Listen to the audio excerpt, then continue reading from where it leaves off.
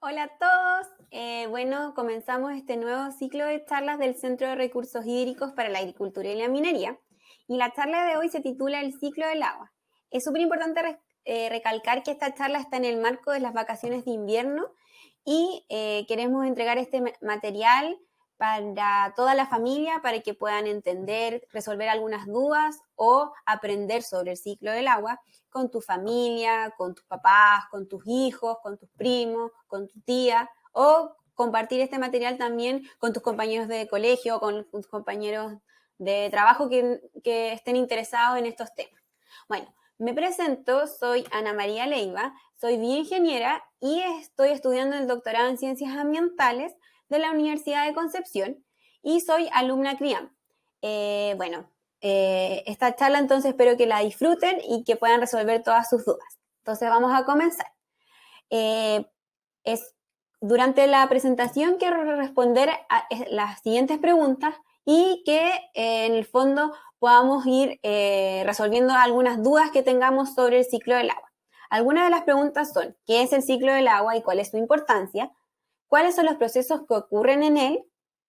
¿Cómo los seres humanos impactamos en este ciclo? Y finalmente, ¿cuáles son las consecuencias de estas alteraciones? Entonces, vamos a comenzar con la pregunta, ¿qué es el ciclo del agua? Ustedes alguna vez yo creo que eso también se lo han preguntado o si no, también la podemos responder. En términos académicos, al ciclo del agua se le conoce como ciclo hidrológico y buscando algunas definiciones podemos encontrar alguna como que el ciclo del agua es el sistema de reciclaje del agua en el planeta Tierra, o también otra como que es el movimiento de agua en la Tierra, y también que es un flujo, o sea, es un continuo intercambio de agua entre la litósfera, la atmósfera y la biosfera. Y una definición entonces que engloba todos estos conceptos es que es el flujo continuo y el intercambio de agua entre los diferentes reservorios de la Tierra, ya sea los océanos, la atmósfera, la superficie terrestre, los suelos y los sistemas de agua subterráneos. La ciencia que estudia el ciclo del agua es la hidrología. Sin embargo, también el ciclo del agua es de interés de otras áreas del conocimiento como la biología, la geografía, entre otros. Ahora bien, después de haber definido qué es el ciclo del agua, vamos a hablar de la disponibilidad de esta en la Tierra. Tenemos que el 97% del agua en la Tierra es salada, es decir, que tiene una alta concentración de sales como el cloruro de sodio. Y solo el 3% es el agua dulce, que el agua dulce nosotros la ocupamos para realizar las diversas actividades, ya sea actividades domésticas, industriales, agrícolas, y es el agua que nosotros los seres humanos podemos ingerir, ya que si ingerimos agua salada es muy perjudicial para la salud y puede provocar hasta la muerte de los seres humanos. Solo de este 3%, el 68,7% se encuentra en glaciares y casquetes de hielo, es decir, en estado sólido se encuentra el agua. Y las aguas subterráneas se encuentran en un 30,1% y el 0,3% es agua superficial. De esta agua superficial, el 87% se encuentra en lagos, los pantanos en un 11% y los ríos en un 2% se encuentra el agua. Entonces, podemos ver que el agua que nosotros podemos utilizar y que es necesaria para nuestra vida es muy bajo. Y es por eso que es importante en su gestión y utilizarla de la mejor forma posible. Ahora bien, también es importante recalcar para el ciclo del agua cuáles son las reservas, que en la definición anterior pudimos ver o esbozar algunas de las reservas de agua. En este caso está la atmósfera, que es la capa de gases que envuelve la Tierra. Está compuesta por un porcentaje de agua. El agua superficial, que son los ríos, los lagos, las lagunas también. El suelo también tiene un porcentaje de agua que se lo conoce como el porcentaje de humedad y que es súper importante para los cultivos agrícolas. También tenemos las aguas subterráneas que se encuentran por debajo de la superficie y que el hombre, para poder extraerla, ha hecho uso de las bombas, de los pozos, para poder bombear hacia el exterior.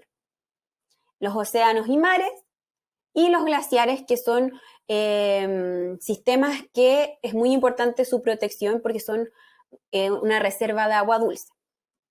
Ahora, hablando de las escalas, es súper importante tener en cuenta que los tiempos y el espacio donde ocurre el ciclo del agua es distinto en cada uno de los reservorios.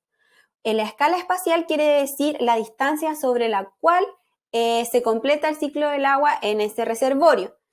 Y la escala temporal es el tiempo de residencia, es decir, cuánto tiempo permanece almacenada el agua en ese reservorio.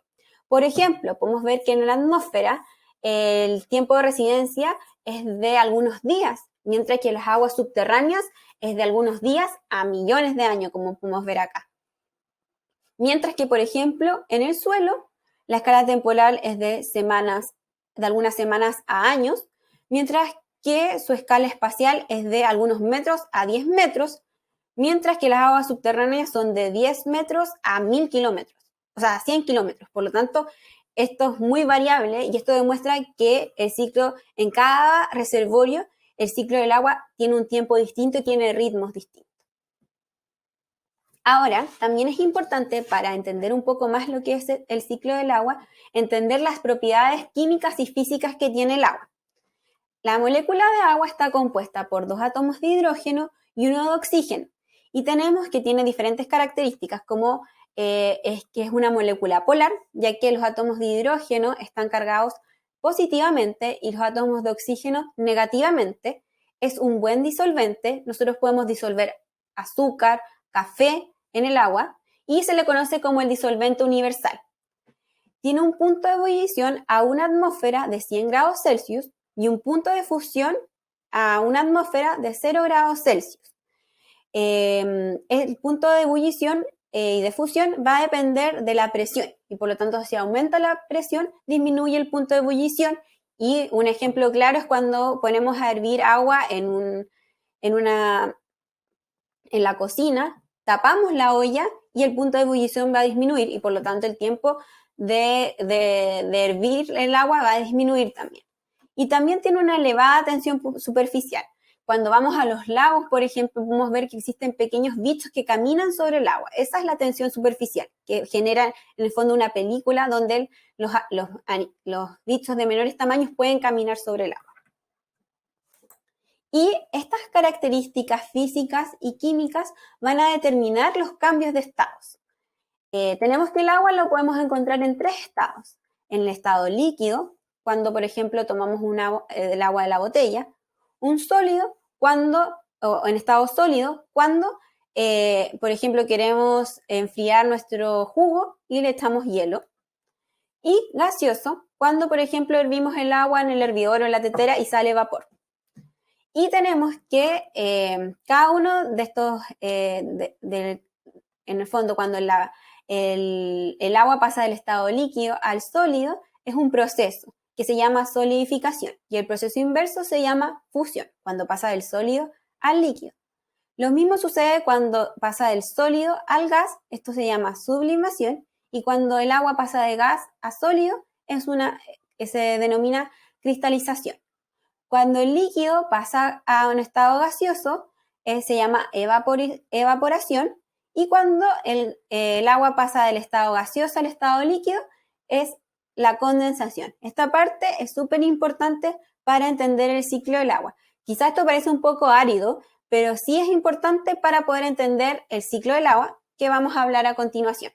Acá en esta imagen podemos ver todos los reservorios de agua. Podemos ver la atmósfera, podemos ver los lagos, los océanos, las aguas subterráneas, el suelo, y vamos a ir viendo cada uno de los procesos del ciclo del agua. Vamos a comenzar por esta parte, por la evaporación.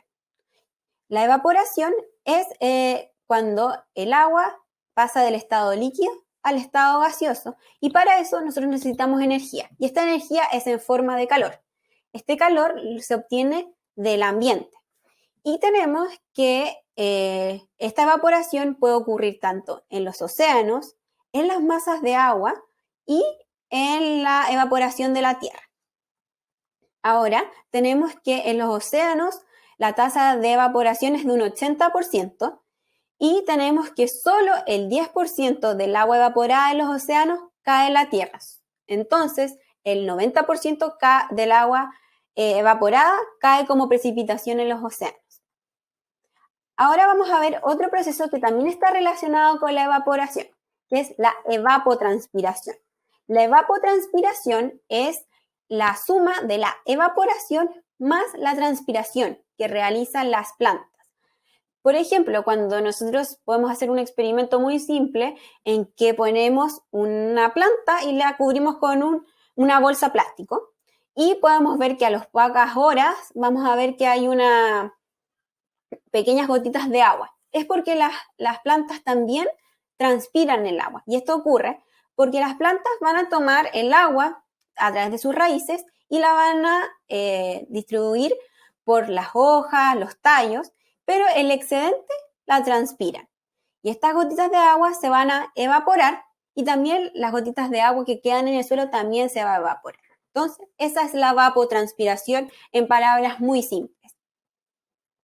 La evapotranspiración contribuye en un 10% a la humedad de la atmósfera y es un parámetro súper importante en agronomía y en agricultura, ya que es un parámetro que se puede medir y que es importante para los cultivos. Ahora, vimos cómo el agua en el fondo pasaba del estado líquido al estado gaseoso y ¿cuál es el siguiente proceso? Es la condensación. La condensación es el proceso inverso, en donde el agua pasa del estado gaseoso al estado líquido. Y sabemos que la condensación es el proceso donde se forman las nubes. Entonces, podemos suponer que entonces las nubes están compuestas por pequeñas gotas de agua que pasan del estado, por pequeñas gotas de agua que se suspenden en la atmósfera. Y la condensación está muy ligada a lo que es la precipitación.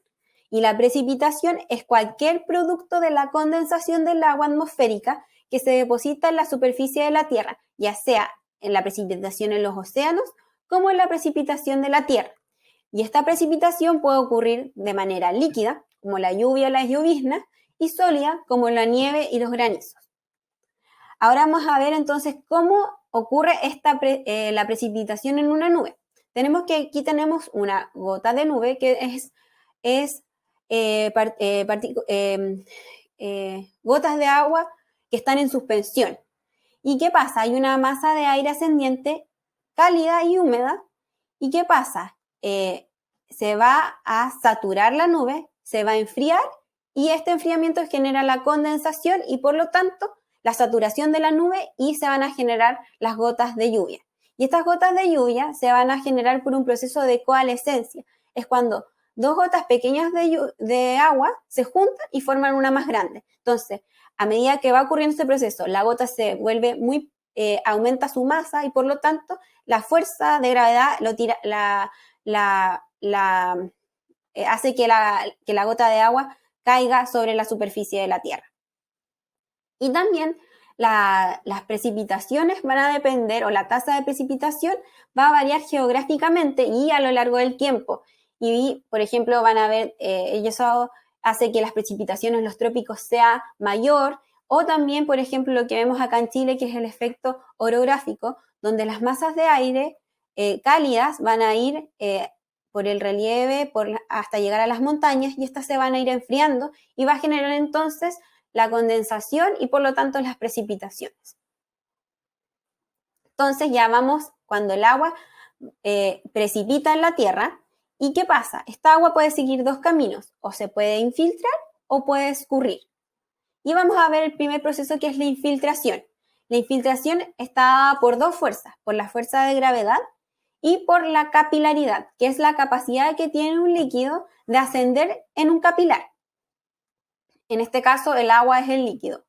Tenemos que la infiltración va a depender del tipo de suelo y de la granulometría de este mismo. Y, por ejemplo, en arenas donde los poros son mayores, el agua va a infiltrar fácilmente. En el limo, cuando tiene poros un poco más pequeños, va a infiltrar de manera moderada, mientras que en la arcilla, que los tamaños de poros son muy pequeños, el agua no va a poder infiltrar de la mejor manera. Por ejemplo, cuando hay suelos arcillosos, generalmente se forman pozas de agua y son malos suelos para uso agrícola. Ya haber visto, entonces, con la infiltración se van a generar entonces un flujo de aguas subterráneas y un depósito de estas, y que se les conoce también como acuíferos, y que son importantes. Y como mencioné anteriormente, las aguas subterráneas tienen una escala temporal muy lenta, y es por eso que la recarga de los acuíferos es muy, muy lenta. Ahora vamos a ver entonces la otra parte, que es la escorrentía superficial. Y la escorrentía superficial puede venir tanto de la precipitación del agua como también de la fundición de los glaciares.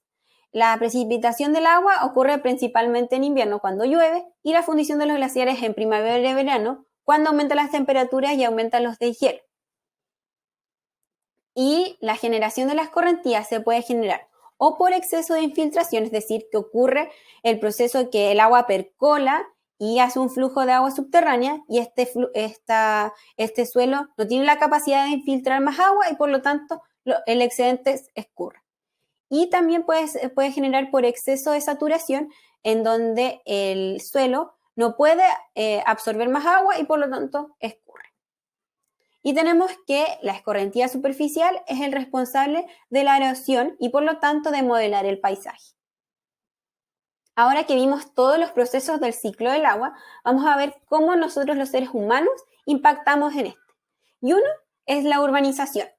En esta imagen podemos ver una cubierta de suelo natural donde ocurren los procesos de evapotranspiración, de escorrentía, de infiltración.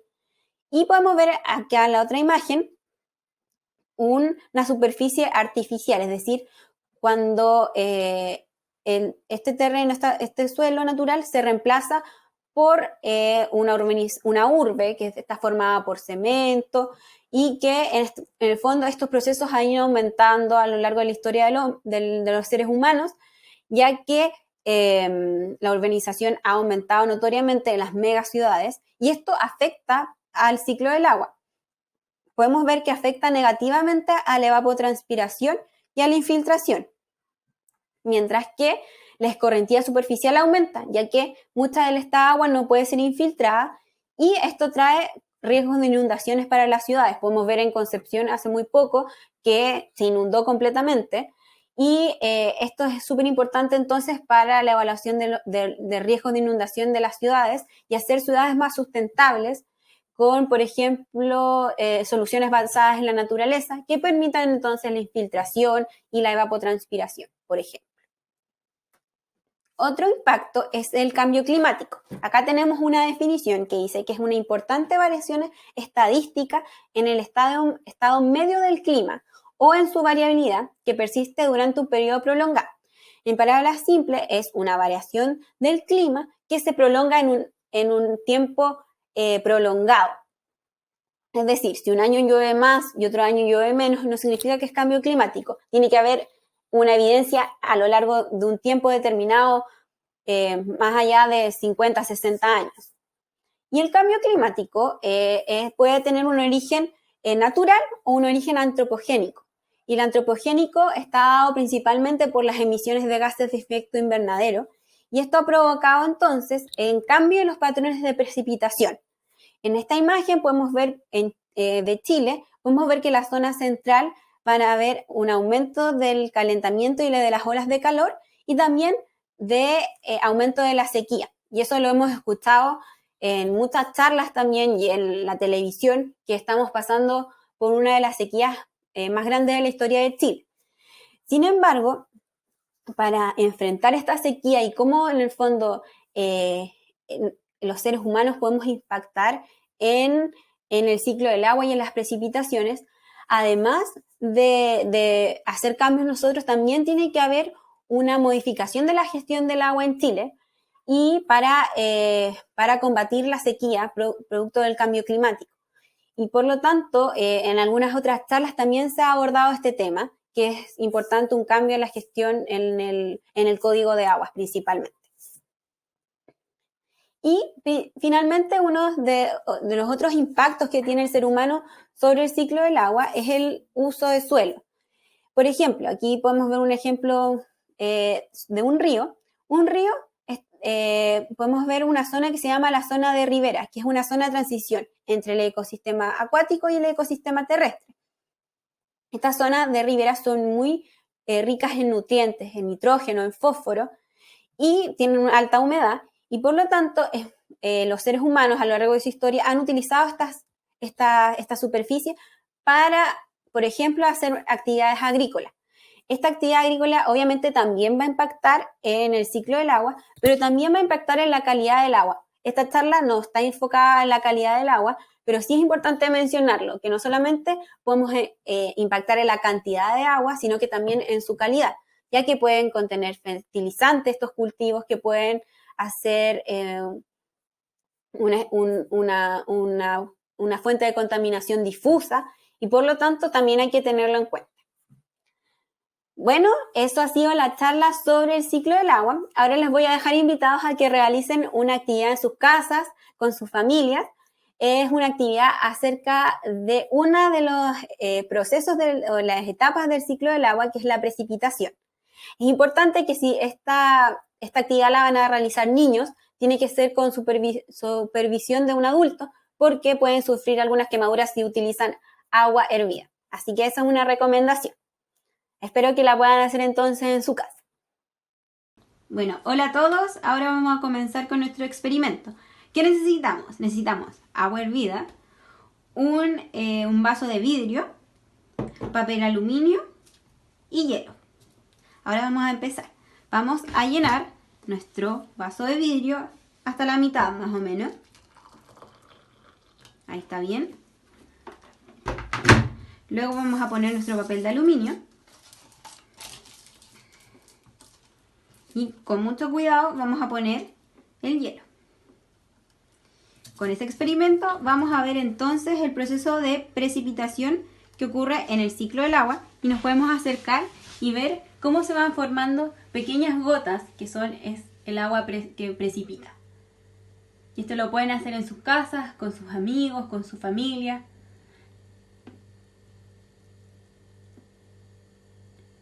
Y ahora va a empezar el proceso de precipitación. Tenemos que esperar un tiempo.